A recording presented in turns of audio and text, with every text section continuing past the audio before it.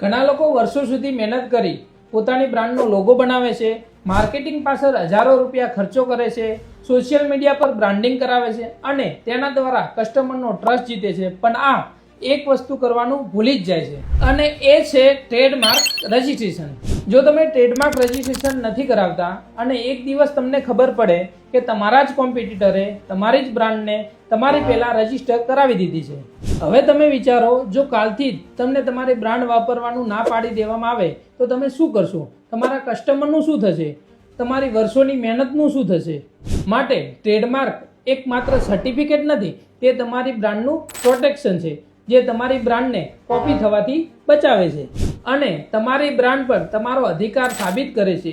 એટલા જ માટે બિઝનેસ શરૂ કર્યા પછી ટ્રેડમાર્ક રજિસ્ટ્રેશનને ક્યારેય ઇગ્નોર ના કરશો. જો મિત્રો તમે હજુ સુધી ટ્રેડમાર્ક રજિસ્ટ્રેશન નથી કરાવ્યું તથા આ અંગે તમારે કોઈ ક્વેરી છે તો સ્ક્રીન ઉપર આપેલા નંબર પર હમણાં જ કોલ કરી વધારે માહિતી મેળવી શકો છો અને આવા જ વધુ યુઝફુલ વિડીયો જોવા માટે અમારા પેજને ફોલો કરો.